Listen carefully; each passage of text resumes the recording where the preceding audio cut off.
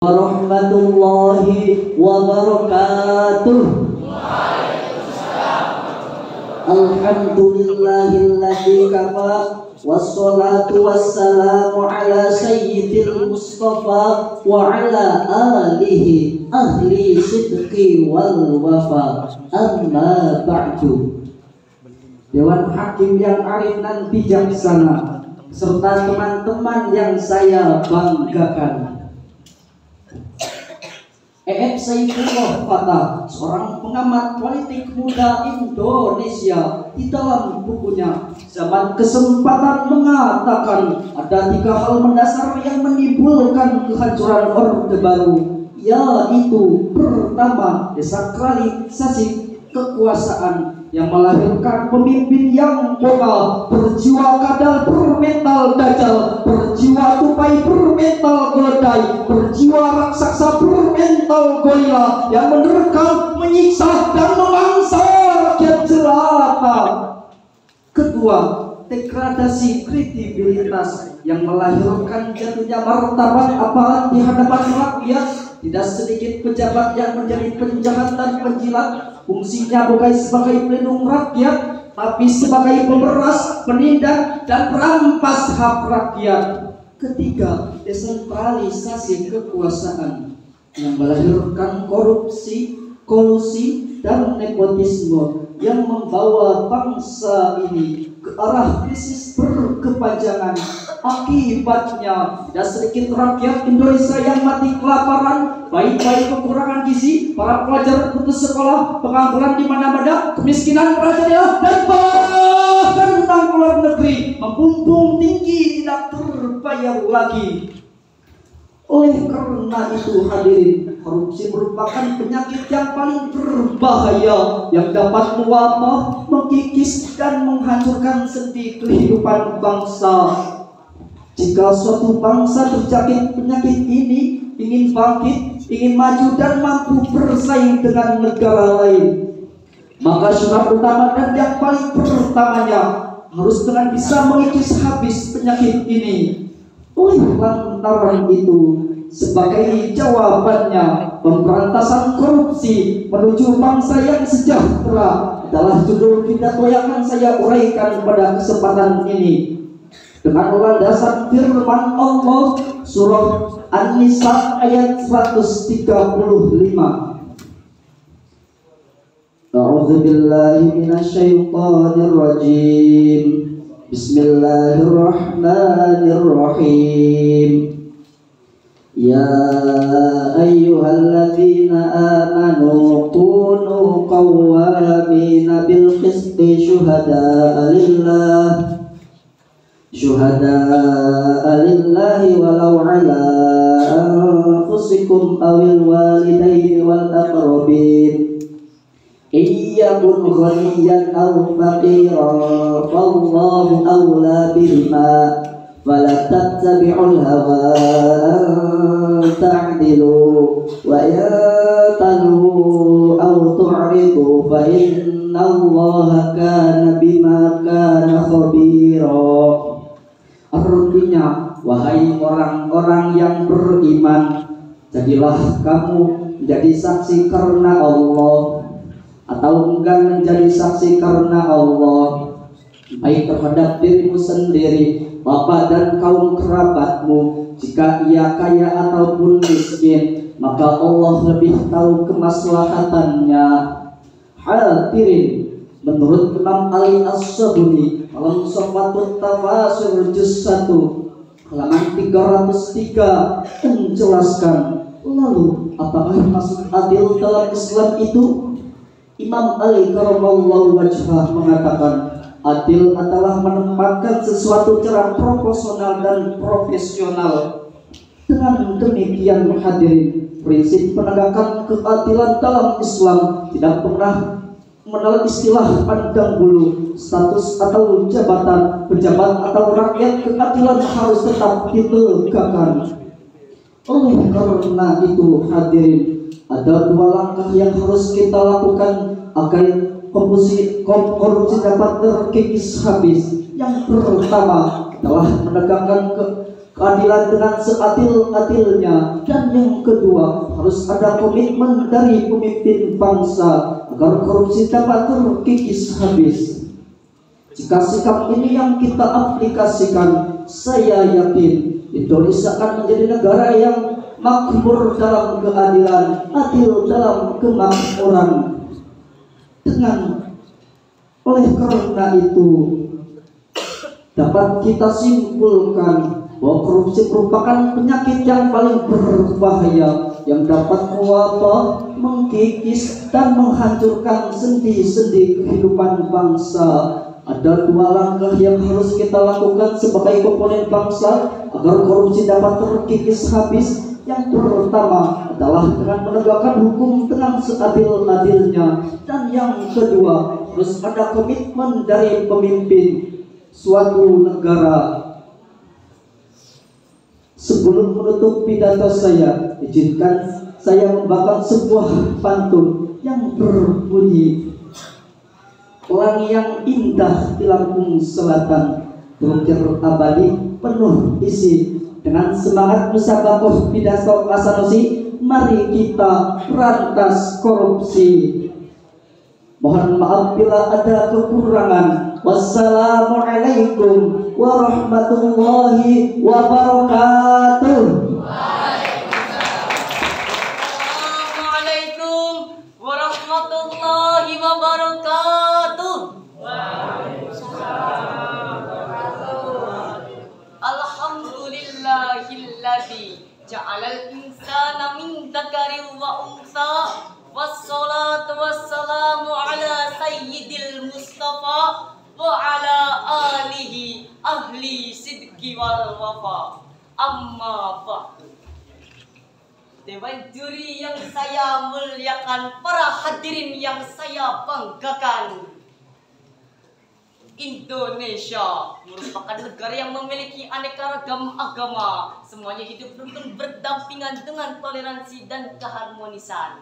Hal inilah yang membuat Dr. Arnold G., seorang filsuf berdarah Inggris, di dalam bukunya Istus, ia mengungkapkan bahwa Indonesia adalah sebuah pulau yang dimana berbagai agama hidup bertetangga dengan baik. Namun hadirin, di balik kerukunan umat beragama di Indonesia, celah-celah perpecahan masih saja dapat kita temukan. Melihat masih banyaknya oknum-oknum memecah persatuan, aksi saling hujat dan saling hina masih saja dilakukan, akidah dan keyakinan dipermainkan. Kalaulah hal ini terus kita biarkan, niscaya negeri ini hancur berantakan. Oleh karena itu hadirin, inilah yang menarik hatiku untuk menyampaikan syarahan pidato yang berjudul Merawat Kerukunan Umat Beragama dalam Bingkai Kebinekaan. Sebagai landasan, mari sama-sama kita dengarkan firman Allah, Surat Al-Hujurat ayat 13 berikut ini. A'udzu billahi minasyaitonir rajim. Bismillahirrahmanirrahim. Ya ayyuhan nasu inna khalaqnakum min dzakarin wa untha waj'alnakum syu'uban lita'arafu. Inna akramakum 'indallahi atqakum. Innallaha 'alimul khabir. Yang artinya, wahai manusia, sungguh kami telah menciptakan kamu seperti itu agar kamu saling mengenal antara kamu dengan yang lainnya. Kemudian kami jadikan kamu berbangsa-bangsa dan bersuku-suku agar kamu saling mengenal. Sungguh yang paling mulia di antara kamu di sisi Allah ialah orang yang paling bertakwa. Allah Maha mengetahui lagi Maha teliti. Hadirin rahimakumullah. Ayat tersebut merupakan al-khabarul muakkadul, yakni informasi positif yang mengandung tauhid bahwa manusia memang benar-benar diciptakan dengan banyak keberagaman. Hadirin, menurut Imam Syaukani dalam karyanya Tafsir Fathul Qadir, ia mengungkapkan bahwa sungguh kami menciptakan kamu seperti itu agar kamu saling mengenal antara kamu dengan yang lainnya. Rasulullah Shallallahu Alaihi Wasallam juga bersabda, saling berkenalan niscaya bersatu hatinya, saling bermusuhan pasti timbul perselisihan. Hadis riwayat Imam Muslim. Lalu hadirin, bagaimanakah maksudnya? Yakni saling menjalin komunikasi yang harmoni serta menebar cinta kasih yang tiada pilih kasih. Demikian penafsiran Imam Ali. Untuk itu hadirin, mari kita saling menghormati, saling berkomunikasi serta menebar kasih. Karena kita diciptakan beragam bukan untuk saling memecah. Kita diciptakan berbeda bukan untuk saling menghina, tetapi kita diciptakan beraneka ragam untuk saling mengenal dan bersatu padu menuju Indonesia maju. Sebagaimana semboyan negara kita, Bhinneka Tunggal Ika, berbeda-beda tapi tetap satu dua. Oleh karena itu hadirin, mari kita bangun Indonesia dengan cara merawat kerukunan umat beragama di Indonesia. Walaupun kita diciptakan berbeda-beda, tetapi kita mempunyai peran yang sama dalam membangun Indonesia. Jangan ada dusta di antara kita, sebab innallaha alimul khabir. Allah maha mengetahui lagi maha teliti. Lalu hadirin, bagaimanakah cara Islam dalam merawat kebinekaan tersebut? Imam Al-Hafiz Ibnu Katsir Abdul Masdi di dalam karyanya Tafsirul Quran yang menjelaskan bahwasanya Allah menyuruh kita bersatu padu dan melarang kita untuk bercerai-berai. Rasulullah Shallallahu Alaihi Wasallam juga bersabda, al-jama'atu rahmatun wal firqatun adabun. Persatuan ialah rahmat, sedangkan perpecahan adalah azab. Hadis riwayat Imam Ahmad. Jelaslah hadirin, walaupun adanya perbedaan agama di antara kita, tapi kita tetap harus menebar benih-benih persatuan dan kesatuan. Sebagaimana pepatah Arab mengatakan, miftahun najah wal wahda wal wahida. Kunci keberhasilan ialah persatuan dan kesatuan. Demikian hadirin sarahan yang pidato yang dapat saya sampaikan. Dan sebelum saya untuk mengakhirinya, izinkan saya untuk menyampaikan sebuah syairan berikut ini. 135 juta penduduk Indonesia, terdiri dari banyak suku bangsa, itulah Indonesia. Ada Sunda, ada Jawa, Manado, Betawi, dan masih banyak yang lainnya. Demikian hadirin, walaupun Indonesia negara yang memiliki aneka ragam agama, tetapi kita harus mempunyai peran yang sama untuk membangun Indonesia lebih maju dan lebih sejahtera. Akhirul kalam. Wassalamualaikum warahmatullahi wabarakatuh.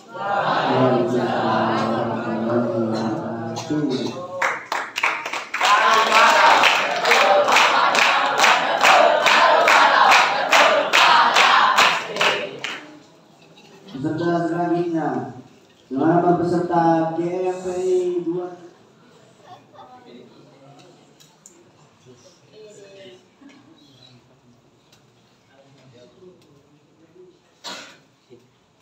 Assalamualaikum warahmatullahi wabarakatuh.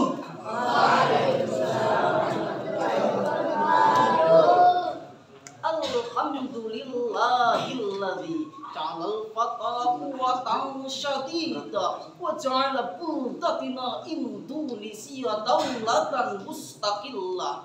Assalatu wassalamu ala Rasulillah wa ala alihi wa man tabi'a risalata, amma ba'du.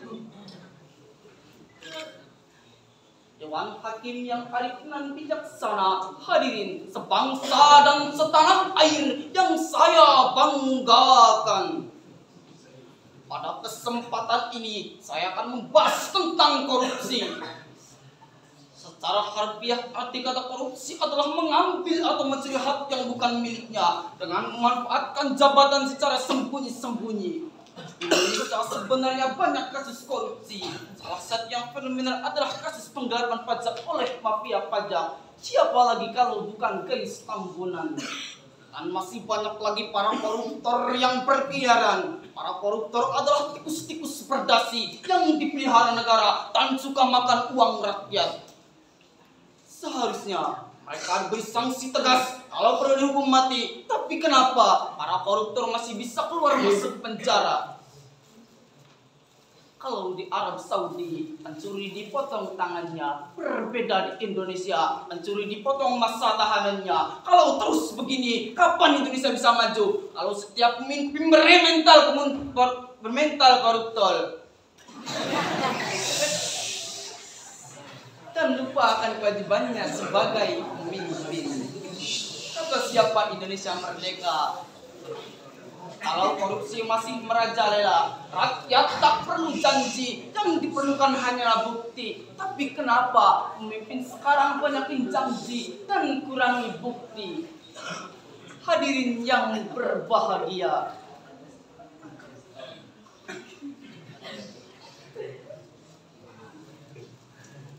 oleh karena itu, begitu masifnya tindakan korupsi ini membuat Indonesia masuk ke dalam 10 besar negara yang tingkat korupsinya paling parah.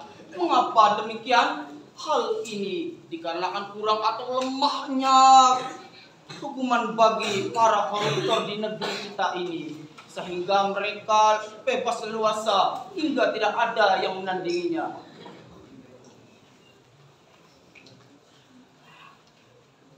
Mereka dihukum paling lama 5-10 tahun. Di dalam penjara mereka juga mendapat fasilitas yang tinggi. Dan dengan bebasnya bisa keluar masuk penjara.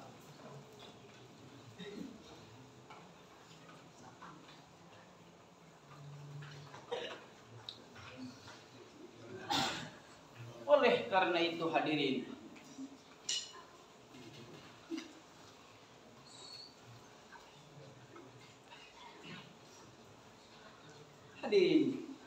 korupsi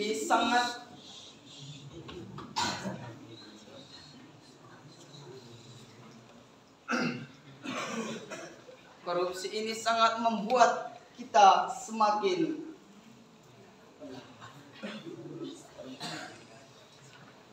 dengan landasan Quran surah An-Nisa ayat 29.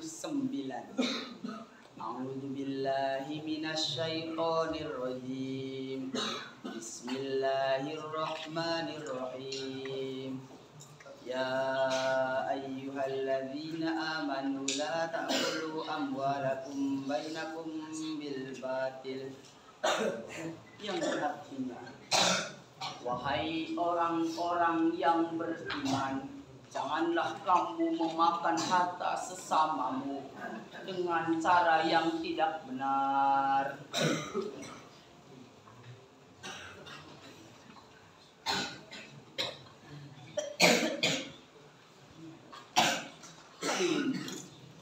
Korupsi merupakan